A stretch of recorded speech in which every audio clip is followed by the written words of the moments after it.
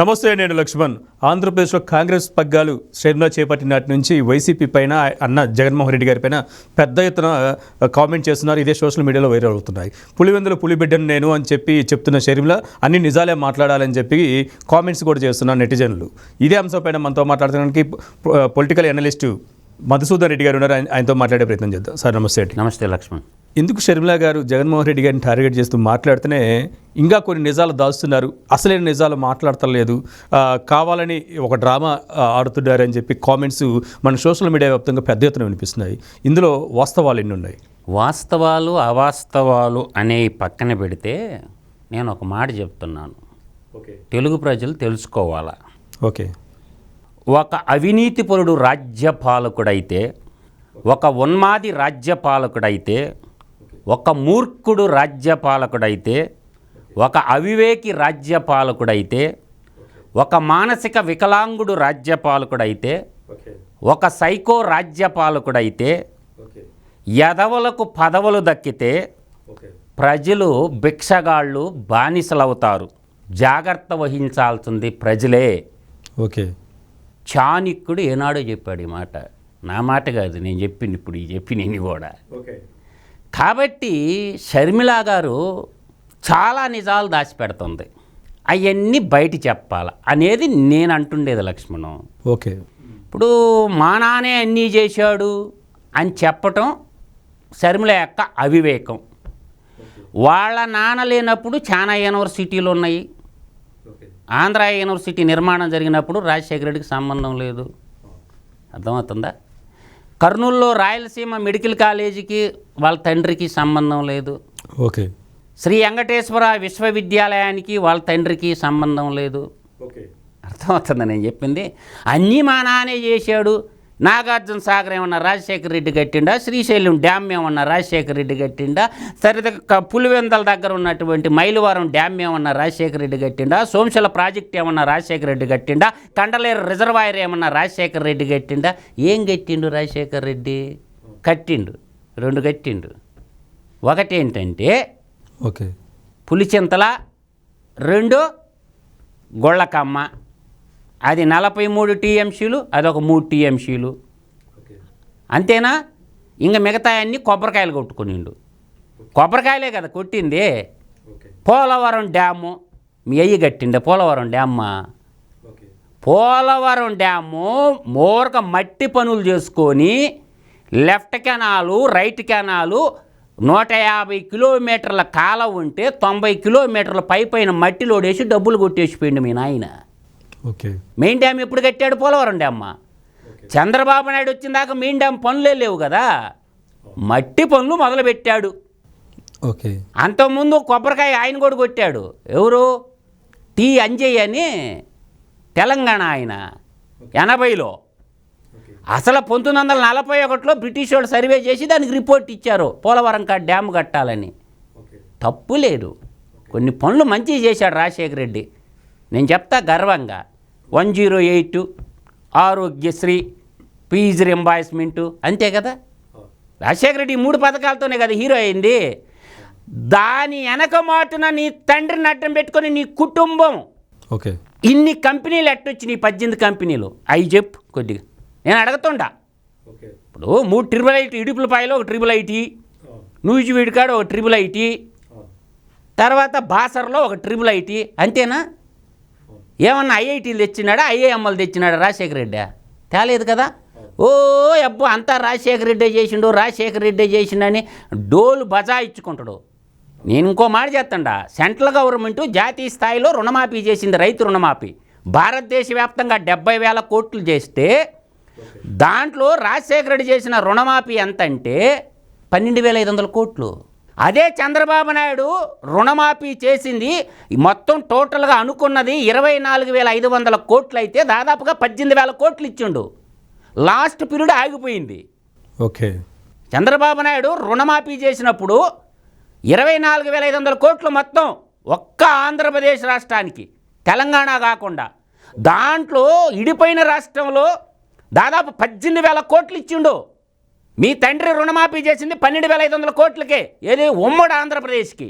Okay, ఒక్క ఆంధ్రప్రదేశ్ రాష్ట్రానికి చంద్రబాబు నాయుడు మొత్తం టోటల్గా రుణమాఫీ చేయాలంటే విడతలుగా ఇడిపోయిన రాష్ట్రం ఆర్థిక కష్టాల్లో ఉంటే 24,500 కోట్లలో 18,000 కోట్లు రుణమాఫీ చేసిండు. ఓకే, ఇది నిజం, ఇది పచ్చి నిజం లక్ష్మణం. ఓకే, ఇప్పుడు నేను అంటుండేది ఏంటంటే, మొట్టమొదట మనం అనుకున్నాం కదా, ఒక అవినీతిపరుడు రాజ్యపాలకుడైతే, ఒక ఉన్మాది రాజ్యపాలకుడైతే, ఒక మూర్ఖుడు రాజ్యపాలకుడైతే, ఒక అవివేకి రాజ్యపాలకుడైతే, ఒక మానసిక వికలాంగుడు రాజ్యపాలకుడైతే, ఒక సైకో రాజ్యపాలకుడైతే ఎదవలకు పదవులు దక్కితే ప్రజలు బిచ్చగాళ్ళు బానిసలు అవుతారు, జాగ్రత్త వహించాల్సిందే ప్రజలే అన్నాడు మహానుభావుడు. నేను అంటుండేది ఎందుకంటే, ఈ మాట అన్నది విశాఖ ఉక్కు ఆంధ్రుల హక్కు రాజశేఖర రెడ్డికి ఏమన్నా సంబంధం ఉందా? అవును. మనం చెప్పుకుంటూ పోతే ఏందో రాజశేఖర రెడ్డి ఏందో మొత్తం ఆంధ్రప్రదేశ్కి అంతా ఆయనే నిర్మాణం చేసినట్టు, గతంలో మహానుభావులు వాళ్ళందరూ చేయనట్ట. ఆంధ్ర రాష్ట్ర మొట్టమొదటి ముఖ్యమంత్రి ఎవరు? ఆంధ్రకేసరి టంగుటూరి ప్రకాశం పంతులు గారు. ఆయన కాడికి ఏమైనా గొప్పోడా రాజశేఖర రెడ్డి? దాని తర్వాత అనంతపురం జిల్లా రాష్ట్ర మొట్టమొదటి ముఖ్యమంత్రి ఎవరు? నీలం సంజీవ్ రెడ్డి. ఆయన కాడికి ఏమన్నా గొప్పోడా రాజశేఖర రెడ్డి? కర్నూలు జిల్లా పెదపాడు గ్రామంలో పుట్టినటువంటి దామోదరం సంజీవ్ కాడికి ఏమన్నా గొప్పోడా ఏంది? 6 లక్షల ఎకరాల భూములని, నాట్ ఓన్లీ ఎకరా 2 ఎకరాలు కాదు, 6 లక్షల ఎకరాలు బీసీ ఎస్టీలకు పంచినటువంటి మహోన్నతుడు దామోదరం సంజీవయ్య గారు. అంతకాడికి గొప్పోడా ఏందే నీ తండ్రి ఏమన్నా? ఓకే. కాబట్టి ఇలా చెప్పుకుంటా పోతే ఎంతోమంది మహానుభావులు ఉన్నారు లక్ష్మణం. నేను అంటుండేది ఏంటంటే, వైఎస్ రాజశేఖర రెడ్డి ఫ్యామిలీకి 3 కంపెనీలు ఉన్నాయి 2004లో. ఒకటి ఏంది? సండూర్ పవర్ కంపెనీ లిమిటెడ్ 17 కోట్లు దాని విలువ. Saraswati power and infrastructure limited 3 కోట్లు దాని విలువ. Silicon infrastructure private limited 7,47,00,000. 3 కంపెనీలే లక్ష్మణ్ ఉన్నది. 2005కి 2 కంపెనీల నుంచి మళ్ళీ ఎన్ని కంపెనీలు సృష్టించారో నేను చెప్తాను. ఒకటి సండూర్ పవర్ కంపెనీ లిమిటెడ్ నుంచి, రెండోది సరస్వతి పవర్ ఇన్ఫ్రాస్ట్రక్చర్లో నుంచి ఈ కంపెనీలు పుట్టినాయి. Carmel Asia holding private limited 12 కోట్లు. పులివెందల పాలిమర్స్ ప్రైవేట్ లిమిటెడ్ ₹1 కోటి. సిలికాన్ బిల్డర్స్ ప్రైవేట్ లిమిటెడ్ 23.7 కోట్లు. క్లాసిక్ రియాలిటీ ప్రైవేట్ లిమిటెడ్ 78.89 కోట్లు. మార్వల్ ఇన్ఫ్రాస్ట్రక్చర్ ప్రైవేట్ లిమిటెడ్ 20.24 కోట్లు. భగవతి సన్నిధి ఎస్టేట్ ప్రైవేట్ లిమిటెడ్ 2.41 కోట్లు. ఓకే. ఒక్క 2005లో సృష్టించినటువంటి కంపెనీలు అప్పటికి ఎన్ని అయినాయి తెలుసా లక్ష్మణ్? 9 అయినాయి. ఓకేనా? 2006 నాటికి మళ్ళీ 2006 సంవత్సరంలో ఏ కంపెనీలు సృష్టించారో చెప్తుండ ఆయన. ఓకే. దీంట్లో సెకండ్ లిస్ట్లో ఉన్నటువంటి Carmel Asia holding private limited, Marvel infrastructure private limited, classic reality private లిమిటెడ్లో నుంచి మళ్ళీ సబ్ కంపెనీలు పుట్టించారు. జగతి ఇన్ఫ్రాస్ట్రక్చర్ ప్రైవేట్ లిమిటెడ్ 9.95 కోట్లతో స్టార్ట్ చేశారు. జగతి పబ్లికేషన్ ప్రైవేట్ లిమిటెడ్, సాక్షి పేపరు, ఓకే, సాక్షి పేపరు 73.56 కోట్లతో స్టార్ట్ చేశారు. తర్వాత ఇందిరా టెలివిజన్ లిమిటెడ్, సాక్షి టీవీ 10.22 కోట్లతోటి స్టార్ట్ చేశారు. తర్వాత సోలోమ్ ఇన్ఫ్రాస్ట్రక్చర్ ప్రైవేట్ లిమిటెడ్ 8.98 కోట్లతో స్టార్ట్ చేశారు. అప్పటికి ఎన్ని వచ్చినాయి? 2006 నాటికి 13 కంపెనీలు వచ్చినాయి. అర్థమవుతుందా లక్ష్మణ్? చూడండి, ఈ చెప్పద్ది పత్తిత్తు మాటలో తెలుగు ప్రజలకు ఉడికి తెలియదని. 2007 first company Sandur power company నుంచి, సెకండ్ 2005లో ఉన్నటువంటి సిలికాన్ బిల్డర్స్ ప్రైవేట్ లిమిటెడ్ నుంచి, రెండో లిస్టులో ఉన్న క్లాసిక్ రియాలిటీ ప్రైవేట్ లిమిటెడ్ నుంచి మళ్ళీ కంపెనీలు పుట్టించారు 2007లో. ఆ కంపెనీ లిస్టు కూడా చదువుతా. 14వ company list. Bharatiya cement corporation limited starting investment 45.18 కోట్లు. తర్వాత 15వ కంపెనీగా హరీష్ ఇన్ఫ్రాస్ట్రక్చర్ ప్రైవేట్ లిమిటెడ్ 4.97 కోట్లు. తర్వాత 16వ కంపెనీగా ఇన్స్పైర్ హోటల్స్ ప్రైవేట్ లిమిటెడ్ 5.97. తర్వాత క్యాప్స్టోన్ ఇన్ఫ్రాస్ట్రక్చర్ ప్రైవేట్ లిమిటెడ్ 4.42. ఆడికి 17 కంపెనీలు. ఇంకొక కంపెనీ ఉంది, Kelvan technologies private limited. Okay. What a wonder story. 18 కంపెనీలు ఈ ఎట్టొచ్చినాయి నీ కుటుంబానికి చెప్పు శర్మిలమ్మ. నీకు తెలుసు కదా మీ అమ్మ కూతురు ఇద్దరికి.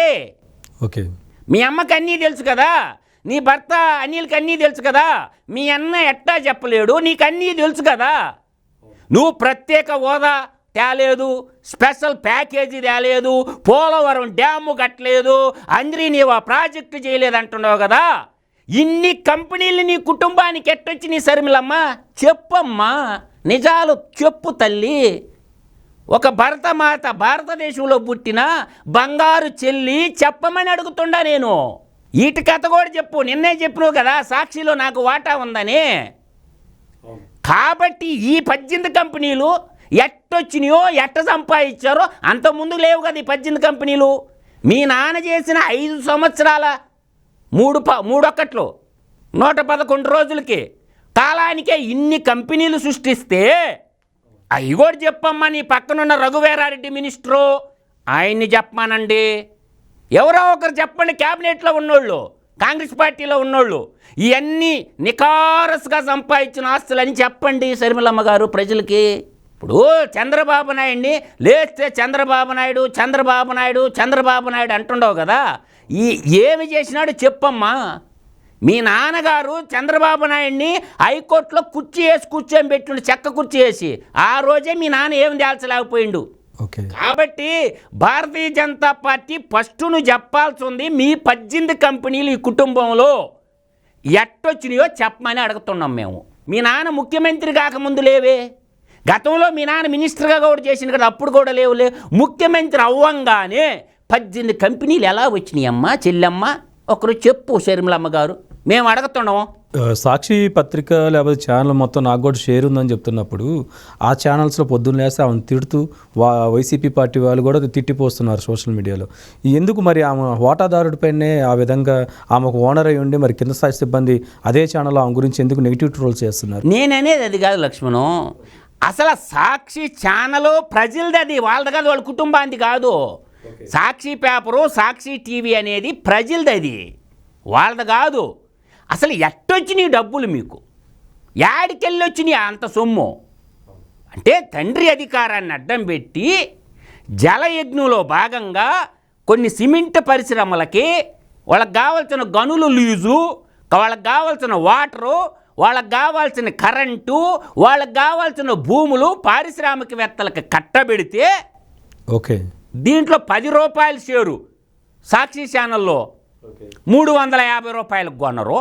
ఓకే, కొన్ని దాంట్లోనేమో 1440 రూపాయలకు కూడా కొనరు. ఒక్కొక్క షేరు 10 రూపాయల మొక్క విలువ ఉన్నది. అంటే కంపెనీలకు కావాల్సినటువంటి హెట్రో డ్రగ్స్ వాళ్ళకి, అరబిందో వాళ్ళకి, దాల్మియా సిమెంట్ వాళ్ళకి, అసలు పారిశ్రామికవేత్తలు అందరికీ ఎవరెవరికి ఏం కావాలో వాళ్ళ అవసరాలు తీర్చి, ఒరే బాబు నీకు ఇది ఇస్తాం, మాకేంటి, మా కంపెనీలో కొన్ని షేర్లు ఫేస్ వాల్యూ 10 రూపాయలే కదా, వీళ్ళు పెట్టింది ఎంత 350 రూపాయలు, ఒకదానికి 1440 రూపాయలు. అట్టా కంపెనీలు సృష్టించుకొని కంపెనీలో పెట్టుబడి పెట్టుకున్నారు. ఈ నిమ్మగడ్డ ప్రసాద్ ఒకడు, ఒక్క నిమ్మగడ్డ ప్రసాదే 850 కోట్లు పెట్టిండు. మీడియా రంగంలో బుద్ధున్నోడు ఉన్న పెట్టుబడులు పెడతారా? లాభాలు వస్తాయా మీడియా రంగమా? వాళ్ళకేంటంటే నిజాంపట్నం పోర్ట్ కాడ ఉంది కదా, 12,500 ఎకరాలు కట్టబెట్టారు కాబట్టి పెట్టారు. హెట్రో డ్రగ్స్ నక్కపల్లి చర్చల్లో పర్మిషన్లు ఇచ్చి పిచ్చారు కాబట్టి హెట్రో డ్రగ్ వాళ్ళు పెట్టారు. అట్లా ఈ విధంగా గవర్నమెంట్ని అడ్డం పెట్టుకొని, మీ తండ్రి అధికారాన్ని అడ్డం పెట్టుకొని దాదాపుగా 18 కంపెనీలు సృష్టించుండు జగన్మోహన్ రెడ్డి అనే వ్యక్తి. ఈ 18 కంపెనీలో అన్న వాటా పంచలేదు కాబట్టి శర్మిళికి నాయనున్నప్పుడు సంపాదించినాయే కదా నువ్వు. కాబట్టి నేను 50% వాటా కాబట్టి నా వాటా నీకు వాటా ఇవ్వలేదు కాబట్టి ఇప్పుడు నువ్వు రోడ్లు ఎక్కి, నువ్వు తెలుగు ప్రజల సంక్షేమం కోసం ఏమన్నా రోడ్లు ఎక్కినవా? ఓకే, తెలుగు ప్రజల సంక్షేమం కోసం కాదు షర్మిల రోడ్లు ఎక్కింది. ఇప్పుడు వాళ్ళ అన్నకాడ ఉండే 18 కంపెనీలు, ఆ 18 కంపెనీలు సగం నా సగం నాకి అంటుంది ఆ అమ్మాయి. అంటే దీని అర్థం ఏంది? ఆ 18 కంపెనీల గురించి ఎందుకు మాట్లాడటం లేదు షర్మిల గారు? నేనేది 18 కంపెనీలు ఎలా వచ్చినాయో చెప్పమని అడుగుతుంటా షర్మిల గారిని. ఆమెను చెప్పమాను. లేస్తే చంద్రబాబు నాయుడు తిట్టడం అంట, బీజేపీ అంటే బాబు, జే అంటే జగన్ అంట, పి అంటే పవన్ అంట. అర్థమవుతుందా? ఇట్లా చెప్తా ఉంది. అంటే ఈ బ్యాక్ డోర్ని మర్చిపోతే ఎట్ట మనమా? అయితే ఇప్పుడు ఆమె రాజకీయంగా కాదు ఆర్థిక కోణం కూడా ఉంది కాబట్టి కాంగ్రెస్ కేవలం ఆర్థిక భాగ